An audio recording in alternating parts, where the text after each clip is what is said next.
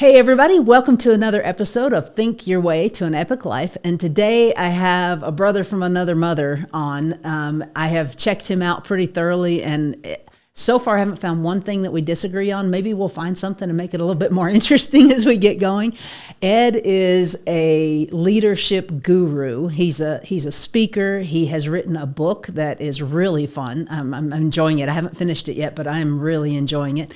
And we're just going to get to talk to him a little bit about leadership, all kinds of fun things that hopefully will help you and make your life a little bit better. Ed, thank you for joining me. Thank you, Kara. I'm really excited to be here today with you. Well, I'm happy to have you. So can you kind of give us a little background of how did you go from being a normal person to being somebody who is on the route that you're on? You know, when you look back, you can kind of connect all the dots. And from an early age, I was fortunate enough that my mom and dad were not only very positive people, but it also encouraged myself and also my brothers and my sister to really get involved in a lot of leadership activities beyond just playing sports. And so through middle school and high school, I was involved with a lot of student leadership, and that continued on through college. And by my junior year in college, I realized that actually what I wanted to do was I wanted to actually go help people discover and develop and strengthen their leadership skills. And so in my junior year in college, I started my own business and started volunteering, speaking at schools and talking with students about making positive choices and believing in themselves and believing in one another. And here we are 30 years later and still sharing that message. That is so awesome. Do you think that there's any chance that you can overdo positivity? Absolutely. I think there is something that, I mean, the term right now a lot of people are using is toxic positivity. And so sometimes I'll get the question oftentimes as an inspirational speaker, as a leadership trainer, and say, well, so you're an inspirational speaker. And so what is every day just a great day and it's okay, don't worry about it. Tomorrow comes, it's all popcorn and balloons. And I think I think it's a lie. I think life is uncertain sometimes, and life is unpredictable, and sometimes life is not fair. And we all have bad days and bad moments and challenging times in our life. So yeah, I think it's to go into a situation or to have the perspective of being positive without knowing the circumstances, knowing the choices and decisions involved around that is naive, and it can be actually, instead of it actually being a force for good, it can actually be something that holds you back from really becoming the best version of yourself. Okay. Thank you. I can obviously tell that you're a real human. A lot of inspirational speakers would swear they never have a bad day in their life, and it's just not so. So let me ask you this. In order to be a leader, you have to have an immense amount of self-confidence. How can some of our listeners who are listening who struggle with self-confidence build theirs? It's such a great question, Kara, especially because we oftentimes we disguise confidence in a lot of different words. People say, well, I need to be more focused, or I just wish I had more time, or if I had more resources, I had more skills, I'd be able to do that. And at the end of the day, it all circles back to you really don't have the confidence. You really don't have the high level of confidence that you need to be able to achieve that goal. So I think one of the big mistakes that people make is we think that once you have confidence, you then have it, and you don't have to worry about it anymore. And I think in my experience, especially in my life, I've had ebb and flows where I've had moments in my life when I've been really confident, and then other moments where all of a sudden, where did all my confidence go? I'm not sure of myself anymore. I'm not sure if I have the ability to be able to do what it is I want to do. So how do you build that confidence? I think the first thing you do to build that confidence is acknowledge that, you know what, I'm not feeling very confident right now. Shine a light on it. Shine a light in the fact that, you know what, I want to do this, but I'm feeling frustrated. And to really admit, okay, you know what, I'm not really feeling very confident about that. So once you shine a light on that, then you can say, okay, well, how do I build my confidence up? I think one of the first things you can do to build your confidence up, it does start with your attitude. It does start with your mindset in terms of why are you doing what it is that you do, knowing your why and knowing and being crystal clear on why it is that you're doing what it is that you do. I think that's an important part of starting to build your confidence. So your number one step is to figure out your why. And in our circles, we talk about that a lot. However, if someone is kind of listening, what do you mean by figure out your why? It's kind of reminding yourself of why do you do what it is that you do. So, for example, if for me as an inspirational speaker, as a leadership trainer, why do I do what it is that I do? It's, I'm committed to helping people navigate their way to a life they love. That's my commitment. If you're in the real estate business and you're committed to, you're permitting to be creating a home for somebody and giving someone a home that they'll be able to create wonderful memories with their family, or create an extraordinary life around that home that you're selling to. So it's knowing your why, but then it's also saying, okay, well then how do you maintain that confidence? I think two key areas in maintaining your confidence is who you surround yourself with when you have the choice to do so, because the company that you keep plays a huge role, not just in terms of how you feel. It plays a huge role, Kara, as you know, in the choices and decisions that you make. So if you want to continue to build your confidence, you need to make sure that you're surrounding yourself with positive people, in addition to knowing your why. Because when you surround yourself with positive people, those positive people are going to support you and encourage you and remind you of why you're doing what it is that you do. They'll remind you of your why. And then I think the other key part of that confidence is also not just who you surround yourself with, but what you surround yourself with. That's your environment, the quotes, the pictures, the things that inspire you, the things that remind you of where you want to go and what you want to achieve. Because it is true that what you think about, you become, and what you focus on in your life, you attract. It's so, so true. As Jim Rohn, both of our hero, that's one of the things I heard from you in your book, says you become like the five people you spend the most time with. And in your book, I thought it was really cute that you were saying that you picked up a phrase that your son was using, even though it wouldn't have been normal for you. What was that phrase?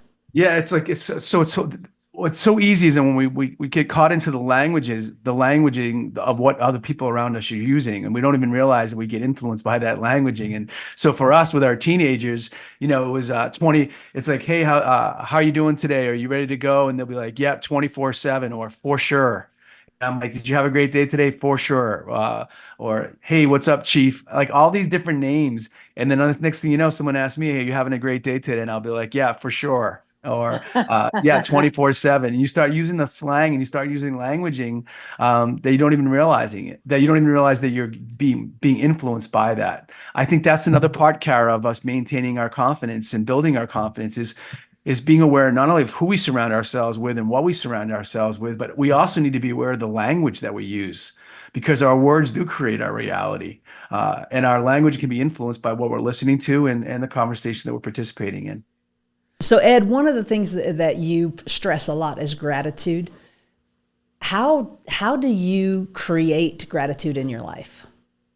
It's such a big part in navigating your way to a life that you love, is to live and lead your life with gratitude. And that gratitude also, Kara, is a big part of us building and maintaining our confidence as well. Because when we have that sense of gratitude, we can, and it sounds cliche, but it's true. When you have that sense of gratitude, you can have the right kind of attitude to make positive choices and to deal with the ups and the downs and the challenges that we face in life.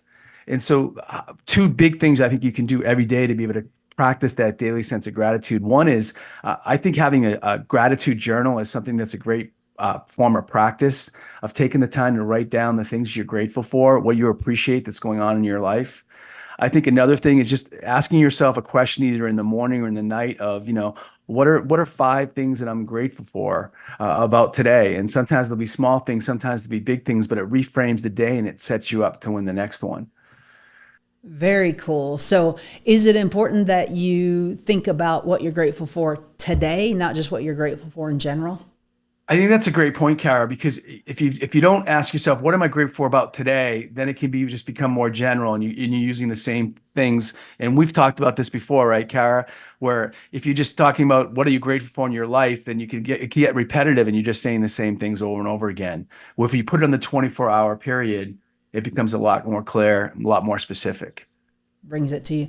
And just curiosity, Ed, if you were giving $100 to 10 different people, and the next week, 9 of them never said a word, but the one came back and said, oh my gosh, man, that $100 allowed me to buy groceries for my family. I can't thank you enough. You really changed my life. When you have money to give again, who are you going to give it to? Sure, the person that acknowledged it and the person that said, hey, thank you. I appreciate that. And I appreciate you and for who you are and what you do. Absolutely. Mm-hmm. I think also when we practice that art of gratitude and we express our gratitude to other people. I think there's also that thing of I forget who originally said it, but I think that's important. Is that you always you it might have been even I think I heard Nito Cobain say this, a great speaker, a great leader. He had said, "Always remember what you receive, and always forget what you give, and always remember what you receive." Ooh, I love that. That was a beautiful phrase because we can give and give in gratitude, and a lot of people, we can give that out. You forget what you give, but you always remember what you receive. I love that. That's beautiful. Another thing that you stress pretty strongly is goals. Goals are that's such a huge subject. Where does someone who has never set a goal before start? Such a great question. And I think, when we talk about goals, I'm not sure what I do a lot of work with not only with leaders in the businesses and associations, but I also do a lot of work with schools and with the students and teachers and educators. And one of the biggest things that we talk about, especially with kids, is that somewhere along the line we talk to kids about how important it is to set and achieve goals and to have goals, goals, goals. But somewhere along the line, as we get older, we start to lose sight of our goals. Life gets busy, and then all of a sudden, I feel like we dream less, and we just think the dreaming is for younger people, or our big goals are for people when they were younger and when they didn't have the big responsibilities that we have as adults. And Kara, I know you and I, we were in that same line that I don't, as we grow older, we shouldn't dream less. We should dream more. As we grow older, we should dream big and be more of an example for our children, for the youth of today, to say, hey, you know what? As you get older, you don't fade away. You get stronger, you get wiser, you have an opportunity to do more great things. So I think when we think about goals, it's kind of like oftentimes I think what happens, people make a mistake when they talk about goals is they ask the question of, okay, well, what's a big goal for you? And the person says, well, I don't know. And then the next question is, well, then what are you passionate about? And I don't think that's the right question. I don't think the first question is, if you don't know where you want to go or what your goals are what are you passionate about? Rather, the big question is, what are you curious about? It's through our curiosity that we can explore and take positive risks and step outside of our comfort zone and try new things. Then it's through our curiosity that maybe we can start to discover things that we're interested in. But it's not passion first. I really believe it's curiosity first. To really be curious, to step outside your comfort zone and say, trying those new things, taking those positive risks. I think that's just so important. I love that. So what would you say is the biggest mistake, the worst thing you can do when setting goals? I think one of the big mistakes that people make when they're setting the goals is they keep the goals too general. Is they keep them, Zig Ziglar used to say, a wandering generality or a meaningful specific. And I think that's so true, is that the biggest mistake sometimes people make when they talk about goals is it's not specific enough. It's too general. So, for example, I'll be working with a student, and I'll bring a student up on stage during a program, and I'll say, what's your goal? And the student will say, what my goal is, I want to be a nurse. Okay, great. Well, it's too general. It's not specific enough. And so we can coach them through that process of, okay, so what kind of nurse do you want to be? I want to be a neonatal nurse. Okay, great. Where would you want to be a neonatal nurse? In Boston. Where? At Mass General Hospital in Boston, Massachusetts. Okay, great. And by what age? 24. So they go from I want to be a nurse to I want to be the leading nurse in the neonatal unit at Mass General Hospital in Boston, Massachusetts by the age of 23. And so when they get that clarity, Kara, they have that focus. And when you get clarity and you have that focus and you have that confidence we talked about earlier, then you really are unstoppable. There you go. There you go. Joe Nego says most realtors aim at nothing and hit it with surprising accuracy. That's That clarity does. The clarity gives you power. I think it's also important too that sometimes we get caught in this mindset that when we talk about goals and our big dreams that it's 1, 2, 3 when we reach the goal, and that's not the case. Is that we stumble, we fall, we slip. Sometimes we even go up the wrong flight of stairs. And that our greatest victories don't come from those easy wins. Our greatest victories and our resilience and our perseverance, it comes when we take those obstacles that we are faced in life and we turn those obstacles into opportunities, or when we have our setbacks and we turn our setbacks into great comebacks. That's how we build that resiliency and that grit and that determination that's such a big part of us setting and achieving our goals. Well, and it also really adds to your first point, which is confidence. Yes. Yeah, and no question about it. It's that self-confidence. It's like a muscle. It's just like working out. It's something you have to continue to work at every day. Absolutely. So, Ed, one of the big messages that you have that you talk about a lot is having compassion for others and for yourself. Can you go into that a little bit? Yeah, I think there is a big message. There's a big message that we share with others about having that respect and that compassion for others, reminding ourselves that that we don't know everyone's story, that we don't know everything about anyone, and how important it is just never judge a book by its cover. But I also think that the only way that you can truly have real respect for people around you and real compassion for those around you is if you have that respect and that compassion for yourself first. And so I think it's easy sometimes for us, especially in a 24/7 technological driven world where we're being inundated with different messages about how we're supposed to dress, how we're supposed to talk, look, what a measurement of success is defined or categorized in the world of social media, that we can get lost and we start to can beat ourselves up. And that's when we start to then even our confidence can go down again, and we start to compare ourselves to others, and we start to think that we're not enough. All those things coming from the idea of us losing the idea of where we want to go and what we want to achieve. Okay, boy, this is fun. I'm having a good time here, and you need to let me know if I'm not asking you enough questions because I've got a ton of them here. All right. So, what inspired you to write your new book? I for the last 30 years I've been sharing this message of gratitude and respect and responsibility and being kind and not dreaming small but dreaming big. And my wife and we've been married now for 24 years, and we have two teenagers. And um, one of the things that oftentimes when I speak at a conference or I'm speaking at a school is they'll say, "Hey, um, is there anything you can leave behind? Is there any? I wish I could have this in a video, or can I get this in a book?" And a long time ago, I wrote a book, but there was time for a new book, and so that's why I wrote it. It's kind of a manifesto for not only for the work that I do, but I also wrote it for my teenagers, my two teenagers, as a manifesto for the work that I did as well, so that they can look back and say, okay, this is what Dad was about. Kind of like Ed on a plate. That's how my wife describes it. I love that, Ed on a plate. And I also, that's one of the reasons that I do this podcast is because long after you and I are no longer here, this will live on. And so our message gets to live on. And so that's that's a heck of a motivation to write a book.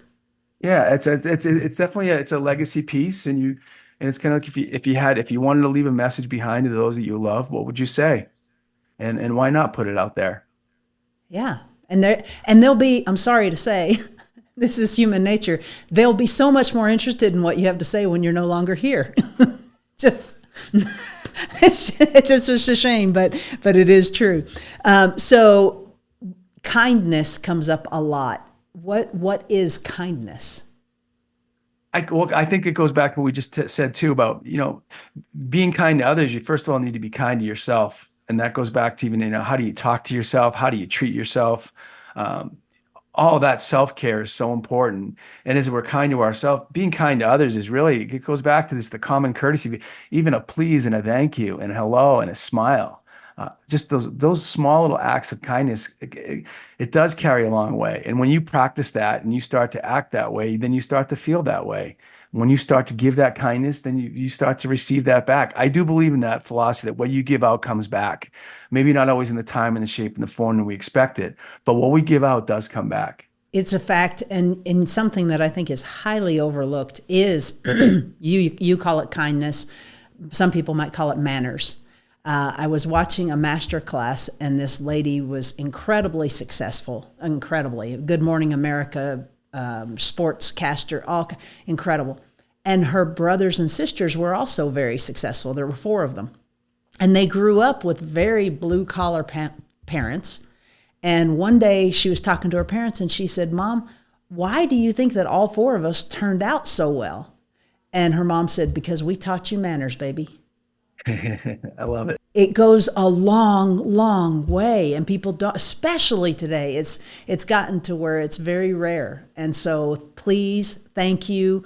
Those things will carry you so much further than an MBA will, in my opinion. And and you have to model that, and especially is in the world of real estate or in any business where you're interacting and communicating with people. It's connections are not enough. I'm so tired of the word connections, Kara. You know what? Everyone says we got to make connections. We got to make connections. You know what? We're so connected that we're all disconnected. So we really need to actually go beyond being connected to one another and actually start to form some meaningful relationships. And I think that one of the ways you form meaningful relationships is by bringing in those acts of kindness, being that genuine, authentic self, and just practicing those manners of, yes, listening and seeking first to understand and then be understood, and letting that person know that you do appreciate them. Uh, People call these soft skills. These aren't soft skills. These are actually essential skills in navigating your way to a life that you love. And so sometimes people will dismiss it and say, "Oh yeah, positive attitude," or "Oh yeah, growth mindset." "Oh yeah, I've heard all about that." Well, you may have heard about it, but you're actually bringing a cynicism and a resignation to it that is holding you back actually from being the best version of yourself, because you almost use the toxic positivity angle of like, "Oh, I don't like that positive stuff. I'm a realist." Well, you're actually using it as an excuse because it keeps you playing small. I love it. And 90% of the things that you worry about never happen. So who is more realistic, a positive thinker or a negative thinker? Yeah, and it's just kind of, and I think when you're in those challenging times and you say, okay, well, I'm having a tough day, or I'm having a challenging week, or this has been a challenging year, and I'm saying, I'm going to make the choice to bounce back here. I'm going to bounce back. And well, how do you bounce back? It's the company that you keep. It's who you surround yourself with. It's going back to looking at your goals. What do you want to achieve, and why do you want to achieve it? Yeah, knowing your why. And then knowing that it's not going to be one, two, three, you reach the goal. You're going to fall, you're going to slip, there's going to be setbacks, but you keep moving forward. I think another big part of that, carrot too, and as you strive to achieve your goals and keeping your confidence strong, is you have to celebrate the small wins along the way. You got to make sure you celebrate all those little things you accomplish on the way towards your goal. Because my wife and I, we have a great practice. We actually learned it from a program called, I actually learned it from a program called Strategic Coach. And it's a great activity where you do a positive focus at the end of every week, and you write down what were the positive things that you experienced and achieved that week, personally and professionally. You don't have to have it separate columns, but when you write down those things that you achieved or that you experienced that were really positive for the week, uh, and my wife and I, we do this. We actually review our positive focus once a week, and and what happens is you say, "Wow, look everything that we did this week. Look what we experienced this week." Because you and I know you go through a whole week sometimes, and your partner or your best friend will say to you, "How was your week?" And you'll be like, "I don't even know what I did this week." You don't even remember it. And so we need to use that as that positive focus as a great momentum builder for us continue to build our confidence, celebrating the progress that we're making along the way. You know, I'm so impressed that that's something you're doing with your spouse. I'm sure that there are tons of people that are watching this. We've got a lot of entrepreneurs that are saying, "Man, I wish my wife would do it, or I wish my husband would do it with me." How did you make this happen? I think it's because I think we made it happen because we had our two kids. We're both entrepreneurs, and we'd go through these weeks, and we'd go for a couple weeks, and we didn't even know we were feeling frustrated and feeling overwhelmed, like that we weren't making actually progress towards some of the things that we were actually striving towards achieving.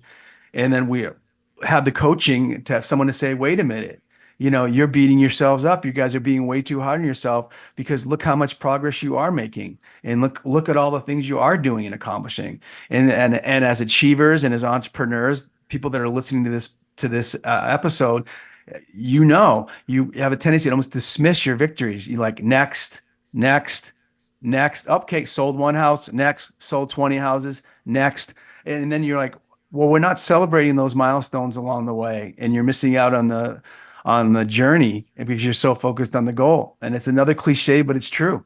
It's not just about the goal. It's about who you become and what you experience in the way towards the goal. So we need to celebrate that. I love it. I love it. Your answer was a coach helped you. You guys listen, you need a coach. Yes. We have a lot of people in the world who have been put in leadership roles, yet they're really not leaders. What are some qualities that they need to develop? I think the first quality that you need to continue to develop as a leader, if you're committed to really growing and developing as a leader, is you better be committed to ongoing growth and development. Is Yes. that you need to make sure that you're taking the time to read the books, that you're taking the time to participate in the webinars, taking the time to listen to the podcasts, listening to different TED Talks, continuing to become a really curious about what it means to be a leader, and what do the most effective leaders do today, and what are the skill sets they have that make them the influential leaders that they are. So I think that's a big responsibility that we have as leaders. If you want to grow and develop as a leader, then we have coaches, you have people around you to be able to help and guide you, but you have to be curious enough and want to know that your cup has to be empty, and go in there and know that you don't have all the answers, that you know what, I'm already a leader, I know what this means. And because it's never ending. It's so never ending. I just finished listening with my husband to Ray Kroc's autobiography. He's the one who did all of McDonald's. And throughout the whole thing, very interesting, throughout the whole thing, he kept saying, I'm green. I'm green. I mean, even when he was a bazillionaire, he considered himself green and growing, because when you are ripe, you're falling apart, right? And so it's ego. I think you have to let go of ego to be able to be so green, and to be able to say, I do need a coach. I do need some help here. Yeah, and the other great thing about Ray Kroc too is the fact that he didn't start till he was in his 50s. 54. He was 54 years of age, and I think that's a great thing for all of us to remind you that we put these boundaries and we put these limitations on us by our age, and we define that, what we can do and what we can't do. And look at Ray Kroc, 54 years of age, and he goes and changes the whole of the food industry. Yeah, the whole world, not just, and I'm not a big fan of the nutritional value of it. However, the business is undeniable, and just an amazing leader. So who are some of the great mentors, teachers, people that have spoken into your life? That I know your parents, right? Sure, my parents and I had some great football coaches. I know, Dick Alexander, Joe Raycraft were two football coaches of mine that I'll remember for a long, long time. I had a great math teacher and a football coach and a baseball coach, Mr. Prue, who was a great teacher of mine that, would start off every math class with an inspirational quote on the chalkboard. So I don't remember much of the math, but I remember those inspirational quotes because they helped me get through some tough days when I was in high school. And then, as I continued in my career through college, and I started to look at different mentors in terms of authors. And I mean, I grew up reading Zig Ziglar. I grew up reading Dale Carnegie and How to Win Friends and Influence People, Og Mandino, W. Clement Stone. I would listen to all those tapes. And then I went to, Deepak Chopra, and then I was going off into and then did a lot of work with Tony Robbins, and then also started listening to Brian Tracy. And Jim Rohn was to me the godfather of so much of this work, that so many people have been influenced, and I know my work's been so influenced by Jim Rohn. And then also I'd also say another great influence in my life too, Kara, is my faith. I have a strong faith, and I think that however you define your faith to be, whatever you define your faith to be, I do believe that you need to have a strong faith, and whatever that is. But I think you have to have a spirituality, have a faith in your life, to believe in something that's bigger than you. I could not agree more. And I realize it's an incredibly sensitive subject. We're not supposed to talk about politics and religion. However, every single time you take a self-assessment, it'll ask you about finances, health, spirituality. It's one of the big keys. And so I do recommend that you take some time and just really ask quietly, and just be quiet and ask and get some guidance, and start just doing some research on it. If you're absolutely an agnostic or an atheist, or maybe just check it out and see. Here's the biggest thing that I would like to say about my faith personally. I'm a Christian, and I would like to say, please do not judge Christ by Christians, because we're going to mess up every single day. That is, we are his followers, not the person that you need to look to figure out how that works. And so if you have been hurt by Christians, I am so sorry that that happened.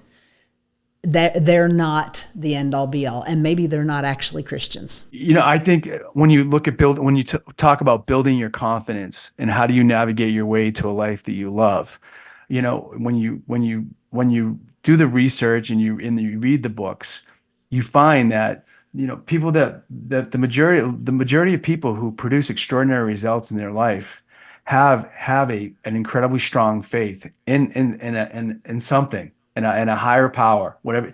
That's not like hearsay. It's not hyperbole. That's a fact. In fact, I also know like a great author that I enjoy is Tim Ferriss. And Tim Ferriss wrote a great book called Tools of Titans. And he interviewed hundreds of CEOs and philanthropists, all leaders all over the world, like over 100 different leaders. And what he found, over 80% of them, Kara, over 80% of them have a daily practice of meditation, of prayer, of taking the time to be silent. And so I think that that's kind of the lead in of it. It's like when we talk about spirituality and faith, and it's really that component of you that is a key factor in you navigating your way to a life that you love. It is. It's undeniable. The facts are there. One of my favorite people currently is Ed Milet, and he's very open about his faith. One of the things, I had a mentor at one point though that pretty much I don't talk about it very often, and he told me not to talk about it, live it, and then people will come and they'll ask you.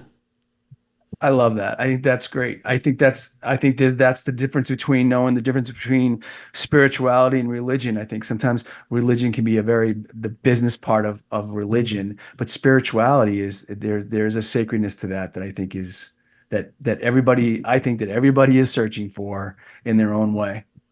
No doubt. Okay, so you are one bold man. I am like going, wow. The fact that you have a podcast on navigating the teen years, wow, that is bold.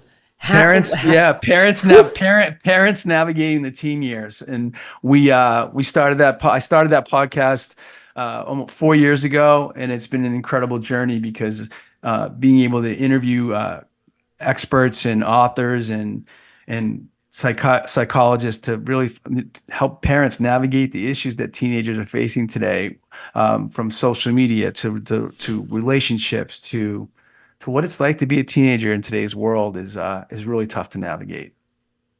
Well, I'm really impressed that you're doing that. That is a resource that I hope all of our listeners will take advantage of. It costs you how much to watch that podcast? Your time. And that's the most valuable thing you've got. And so please invest your time. If you have kids or little toddlers, get ready for it, because the teenage years, the hormonal changes and all the things that you go through, that's a very bold thing, and parents do need help. There's no guidebook that comes when you have those. So thank you. And is your wife involved in that as well? Yeah, she's in the background of it, supporting it. Absolutely. Yep. Right on. Very cool. Yoga. I just went to my first yoga retreat a few months ago, and you are really into yoga. Tell us about that. Yeah, I really started getting into yoga really consistently probably about 3 years ago, and I'd always been working out, lifting weights and running, and did different road races and some marathons. And I got to a point in my life where I just didn't want to run anymore, and I didn't want to lift any more weights. And I had done yoga off and on, and I do a form of yoga called Ashtanga. It's power yoga. It's like 90 degrees in the room. It's not brick room yoga, but it's a heated room. And I just have found that workout for me, that workout of being able to move my body in that heat, and also really connecting the spirit and the mind and the body has been an incredible practice for me.